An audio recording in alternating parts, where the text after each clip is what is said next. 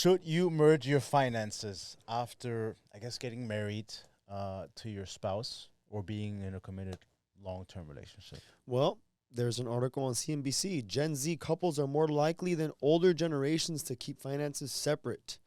Here's why. Based on this article, one of the reasons that I saw was people they're concerned of autonomy, knowing that like once we merge our finances, it's like, well, are they going to be kind of questioning or looking at everything that I'm spending? Will I still have the freedom to spend it on whatever I want?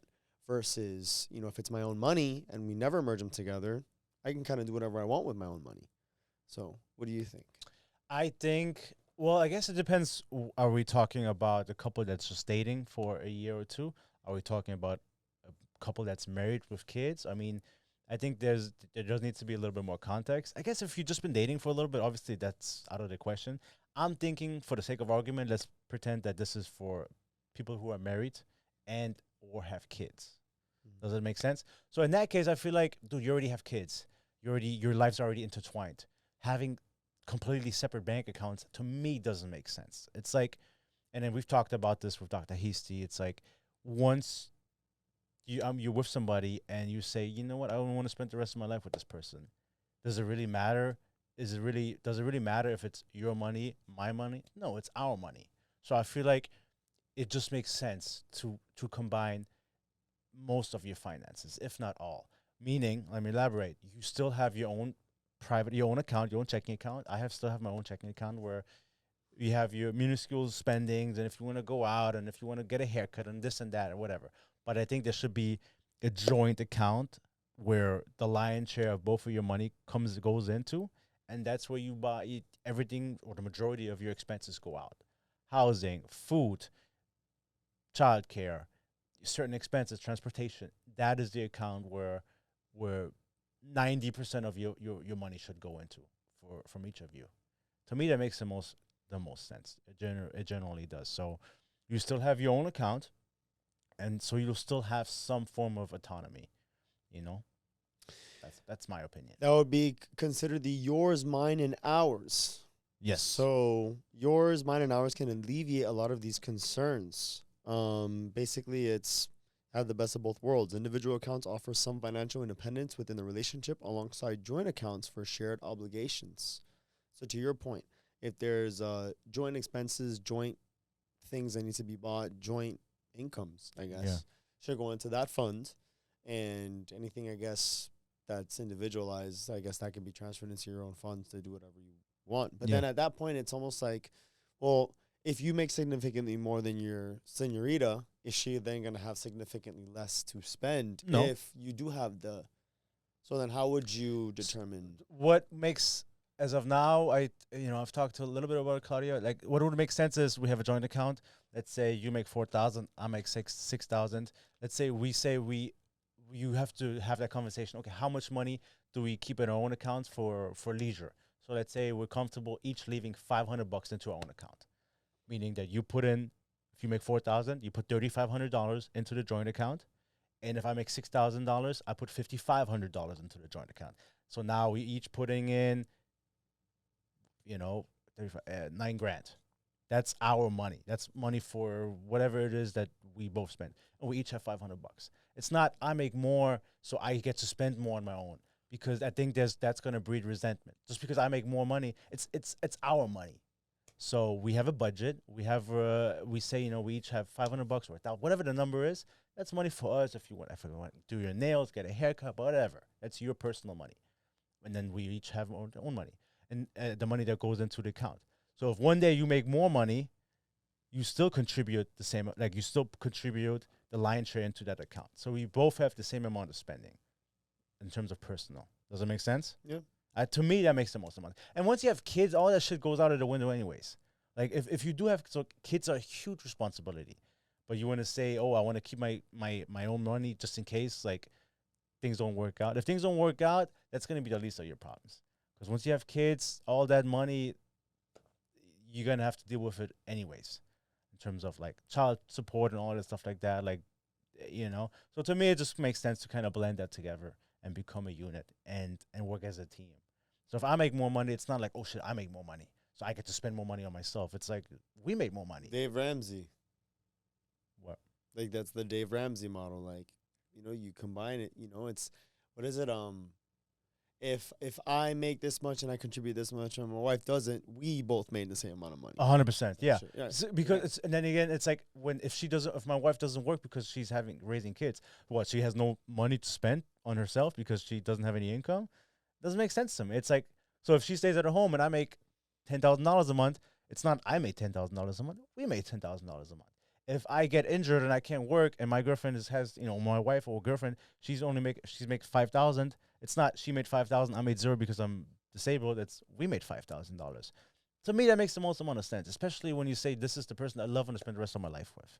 Anything else, to me, it's like, what the fuck are we talking about here? So, and that's something I've been telling Claudia, and it's like, we're not married yet, but you don't have to be married in order to learn how to be a good husband or how to be a good wife, and you can already do the steps now and kind of learn. And we've talked to Heasty about this, and we've had the course and all that stuff like that. And it's like, any money I make is not for me; it's for us. That's how I see it.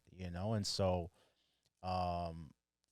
the goal is obviously when I'm married, when I'm engaged, for us to join our finances and have a joint account and still have our personal accounts, but we're gonna put in X amount of percentage of our income, and that goes into the joint account, and that's our money. And so that's how I see it. What do you think? You don't think so you don't think that you need to have some sort of joint account prior to getting married? What So do you like mean? now, for example, she's gonna be moving in, Yeah. right? Well, she moved in. How right? So Yeah. how do you separate the funds? Does she send you money to do So yeah, everything? so I mean, obviously, I'm still very new to this. She just moved in literally a few days ago. So what she did, she just sent me a portion of the rent, which I just paid the rent with. Um, I do want to. Right now, we're just cleaning up our finances, our credit, our debts, and stuff like that. Once that is done, I presume in the next month or two, um, we're gonna open up a joint account and put in X amount of money. Just haven't figured out how much yet, but it'll be a percentage of our income that goes into it, and that's our money. I would love to have a separate account for savings and maybe other things as well. But yeah, there will be a joint account prior to us getting married for sure.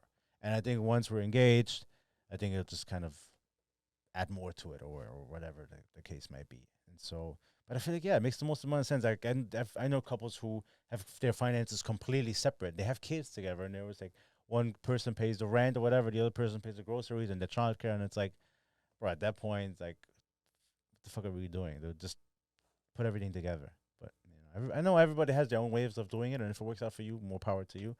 But I think that joint, where we both have a joint account together, you have your own personal, I have my own personal, makes the most sense to me. What do you think? I think that there's a reason for everything. And I think it just makes the most sense that once you guys have shared expenses, I mean it depends. Like I mean if it's just like one, I don't know, like if it's like a car, like let's say for example, Christina needed a car, I needed a car, and we co-signed for one another. I don't think we really need to have a joint account for that one payment. No. But now that she's moving in, and I'm with Christina, it's almost like there are certain accounts that I think will make sense when it comes to a lot of the expenses. So, and one of my old banker buddies, in the day he told me that that's what worked for him in his marriage, which was they had four accounts total, one individual for each partner, one that was for play, and then one was for everyday expenses. So every single month, their money would be pooled into the main expense account, and I think they both pulled money away from it, like whatever it is that they needed, or Okay, whatever yeah. the month was. And then at the end of the year, whatever the surplus was the play money. So essentially Surplus on their personal accounts or surplus on the on joint that account? joint account. So the joint account had like the lion's share of Ah, all the money. They yeah, would yeah. then pull against it whenever they needed money. But then every single month, whatever the expenses was, like whatever was left over would then get transferred to the play money, Mm-hmm. or would the I guess the reserve money. So in case that something happened, okay, they had the reserve. Or at the end of the year, if they had Christmas, so they wanted to go travel, reserve. Mm-hmm. You know what I mean? Mm-hmm. But every single month, they did at least have that main master account that was for all their expenses with the house, the kids, the food, whatever. Yeah. Their own individuals to have whatever it is that they wanted to spend on. And at the same time, I think it also is, I don't know, because imagine if you did have just one joint account and everything came out of that account. Like if you wanted to kind of surprise your partner with something, if they look at the account every day, they would see it. Yeah, You know what I especially mean? if they're like financially, Irresponsible. no, if they're financially responsible and Oh. they keep track of it. Like for me, like every time there's a transaction on my account, I get it notified. So it's like I would know for sure. But yeah, so I feel like you have to have your own some sense of autonomy, your own account to do stuff like that, or just have stuff for yourself, dude. I don't gotta know if you fucking went to do your nails and paid $60 to do your nails, or if I go to I don't know, buy fucking something at the store like for myself. Like this is that's small stuff. I don't think we both need to fucking know exactly how much we're spending for every little thing, because that could be like some people. I guess I can see how some people get anxiety from that, or they're gonna go fuck, like my partner's gonna fucking judge me for that, whatever. But it's like if your partner's gonna judge you for that, like you know what type of partner are you with, But that's the whole another discussion. But ultimately, yeah, man, I feel like finances are a big part in any relationship, and you have to be on the same page, regardless of what type of method you want to tackle. Your partner has to be on the same page. So I'm very fortunate enough that Claudia and I see eye to eye on that. So you just have to know what works for you, and then have your partner work with you, not against you. Yeah, and I think that this is a good moment to kind of shout out Dr. Hasty, since we did the Meet to Marry course, or whatever it is that he wanted to call it, but we did like kind of like a crash course of his course. And I remember that one of the chapters was heavily revolved. I won't say chapters, but I guess segments was heavily around finances. Yeah. Where we had literally an Excel sheet, which was a tool that we had to input how much we made, the expenses, XYZ, and it kind of just gave us an idea of where we were financially and the goals that we wanted to kind of put towards to. And I think most relationships, they lack having those conversations because they just kind of go off of, well, this feels right, so it must be working. And it isn't until you have those tough conversations that you really start seeing the true character of the person. And that's why we kind of have this podcast. We really try to create these healthy conversations to really kind of make it more normal to have these conversations that we find to be uncomfortable. Because if you truly want a happy relationship, you truly want a healthy relationship, a long-lasting relationship, you have to really know who that person is. And you're only going to find that by really knowing the ugly side, the good side, and every single side. And that comes with having these uncomfortable conversations that you're probably not used to having. And again, now that we talk about finances, this is a big one. Because if, right now everything may be fine and dandy, but let's say you continue working and you get married and you think that, oh, this is working and this is what we're supposed to do after a certain amount of time together.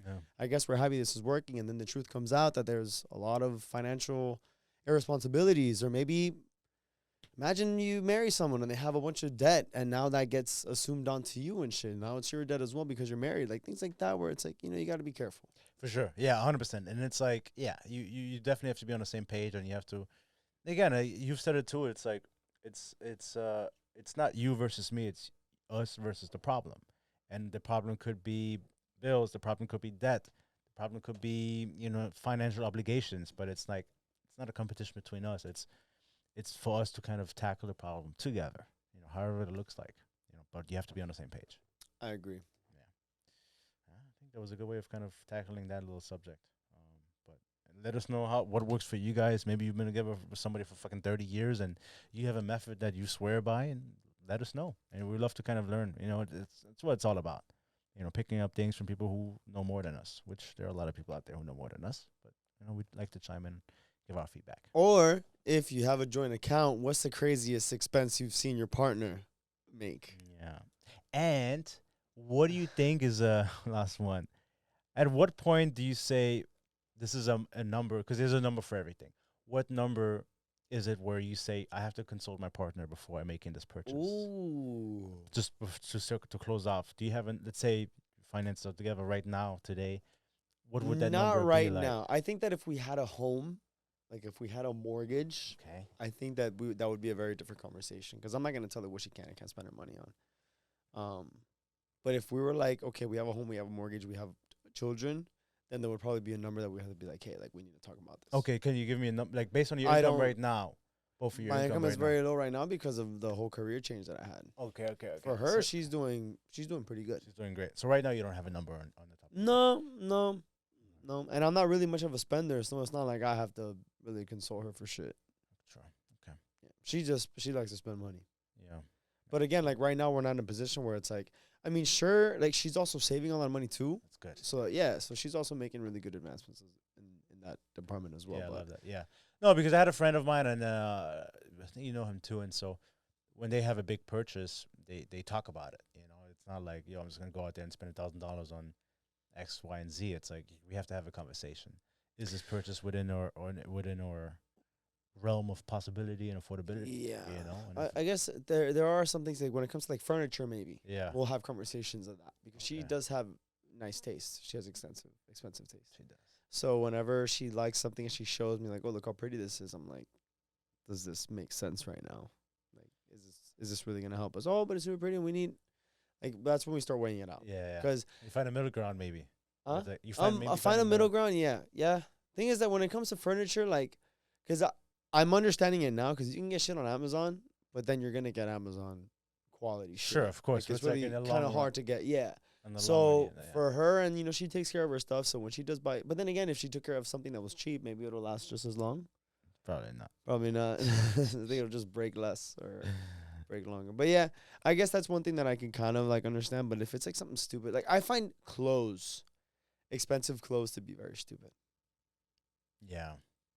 Like some Louis Vuitton shit, like a belt from Louis Vuitton. Oh yeah, or like a bag design, from this. Like fake I designer see shit. that and I'm like, That that is I dumb. get it. Yeah, I fucking judge. that is dumb. Yeah. I judge. The And peop- yeah, the people who have money don't even wear that, but whatever. right, but then it's like the people who have money, they want to buy that just to make you feel like broke. Oh, it's people. Because it's just silly. It's like a bag or a T-shirt. It just has the logo on it, and it's like you bought that shirt. Well, that shirt's kind of cool. But whatever, we made this shirt for a couple bucks. Yeah. Right. And it's like that shirt just cost $1,500. Yeah. And they just want you to know. And that that it costs markup is, $1,500. like, they just insane. want you to Yeah, know yeah. that they can afford that shirt, even though it's the same. Right. That I find so That's silly. stupid. Oh, but like, let us know, like, if you guys have a number in mind where it's like, after that number, I gotta consult my partner. Love to hear it. What is the number? What is the number? That's the threshold. Yeah, where you're like, yo, we gotta have a conversation. It's good. Let us know. Thank you guys for the tuning in. Appreciate you guys. Bye. See ya.